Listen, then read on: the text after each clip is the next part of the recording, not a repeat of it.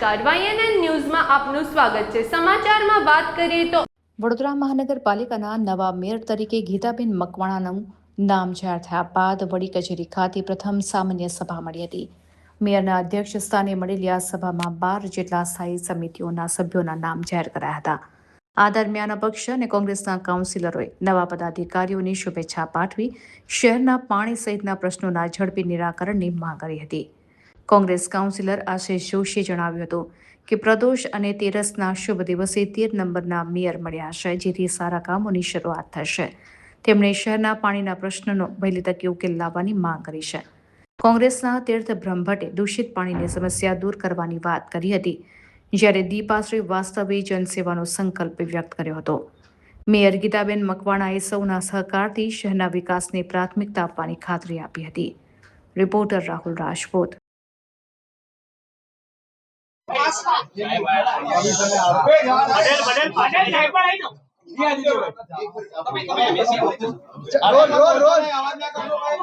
સૌપ્રથમ તો સ્વાતંત્ર્યવીર વિનાયક દામોદર સાવરકરજીના જન્મ જયંતિ નિમિત્તે તેમના ચરણોમાં કોટી કોટી વંદન કરું છું।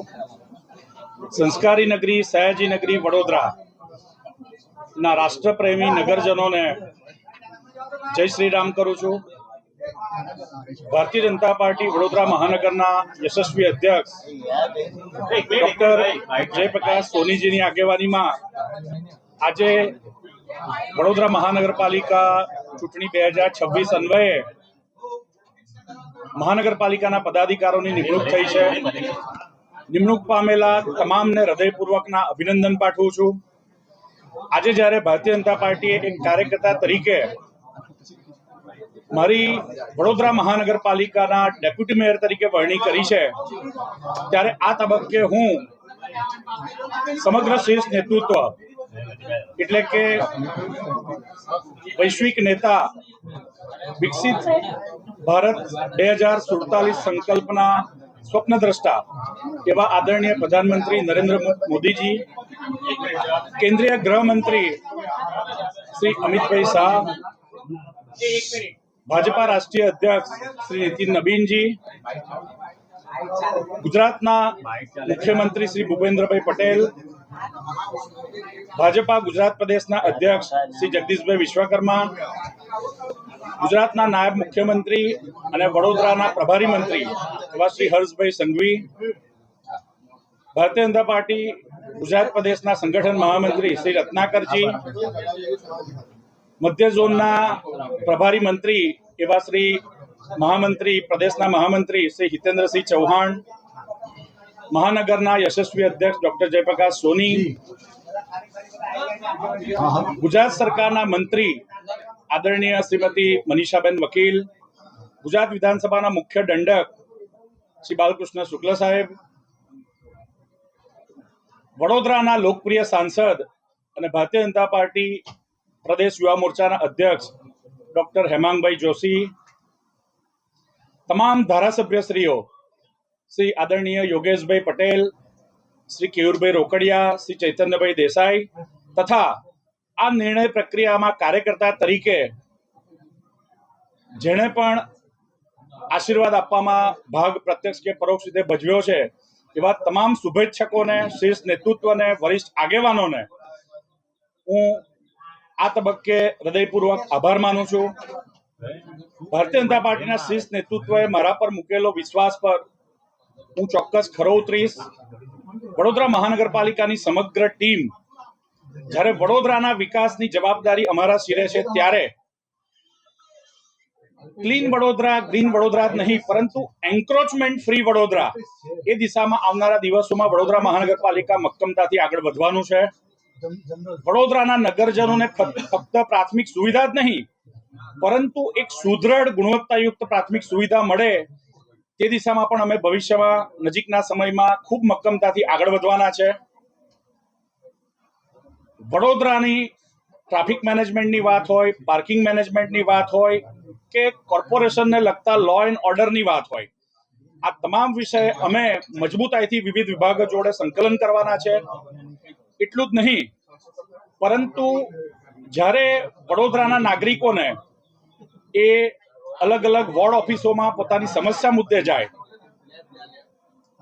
નગર પ્રાથમિક શિક્ષણ સમિતિના શિક્ષણની ગુણવત્તાની વાત હોય કે વડોદરા મહાનગરપાલિકાના પ્રાઇમરી હેલ્થ સેન્ટર કે કમ્યુનિટી હેલ્થ સેન્ટરમાં એક ઉત્તમ કક્ષાની આરોગ્યની સેવાની વાત હોય, આ તમામ વિભાગો એક વડોદરાની જનતાની અપેક્ષા પર ખરી ઉતરશે અને વડોદરા મહાનગરપાલિકાના સંદર્ભમાં જે પ્રકારનું પરસેપ્શન લોકોના મગજમાં છે એ પરસેપ્શનને એક અલગ દિશામાં ખૂબ સકારાત્મક દિશામાં લઈ જવા માટેનું આગામી દિવસોમાં કામ કરવાનું છે.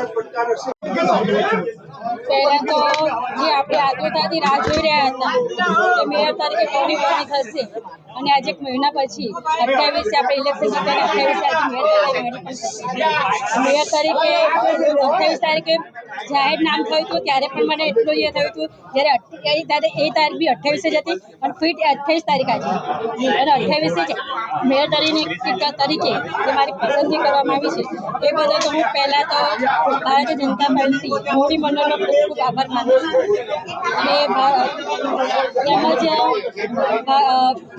મોદી સાહેબ એમને જે સ્ત્રી સશક્તિકરણ લાવીને મહિલા તરીકે જે અનામતનું જાહેર કરીને જે મહિલા તરીકેની ફાળવણી કરી છે, તો પહેલાં તો મહિલા તરીકેની ફાળવણી એનું મને ગર્વ વધારે છે કે એમને મહિલાઓને આગળ રાખ્યા છે. અને મોદી સાહેબનો તેમજ આપણા મુખ્યમંત્રી ભૂપેન્દ્રભાઈ પટેલ અને આપણા સીએમ નાયક મંત્રી હર્ષભાઈ સંઘવી તેમજ પ્રદેશ અધ્યક્ષ એવા જગદીશભાઈ વિશ્વકર્મા, શહેર અધ્યક્ષ અમારા જયપ્રકાશભાઈ સોની અને ધારાસભ્યો દંડક ભાલકૃષ્ણ શુક્લા, મનીષાબેન વકીલ અને સૌ અમારા કોટાના ધારાસભ્ય એવા ચેતનભાઈ દેસાઈ તેમજ સમગ્ર ધારાસભ્યો અને વોર્ડના પ્રમુખ મંત્રી તેમજ સૌ કાર્યકર્તા મોરચા, મહિલા મોરચાથી લઈને સૌ મોરચાઓ અને સંગઠનની સારી ટીમ તેમજ બધા જ કાર્યકર્તાઓ અને શહેર નગરજનોનો પણ ખૂબ ખૂબ આભાર માનું છું, કેમ કે એમના થકી જ એમના કાર્યોથી જ મને જે આ પદ મળ્યું છે અને જે આ મને જવાબદારી મળી છે 2.5 વર્ષ માટેની, એ 2.5 વર્ષની જવાબદારીને હું જનકલ્યાણ માટે મારી બનતી પૂરી કોશિશ કરીશ અને જેટલું પણ હું યોગદાન મારાથી અપાશે એને હું પૂરો ટ્રાય કરીશ. અત્યારે હાલની તારીખમાં જોવા જઈએ વડોદરાના વિકાસમાં તો જે મહિલા તરીકેની હું વાત કરું તો જ્યાં જઈએ તો મહિલાઓની તકલીફ પહેલાં તો પાણીની છે. જળ એ જીવન, પહેલાં તો જળ એ જીવન એટલે જ્યારે પાણીની સમસ્યા આટલી બધી છે કે પાણી ગંદુ આવે છે, પ્રેશર નથી આવતું.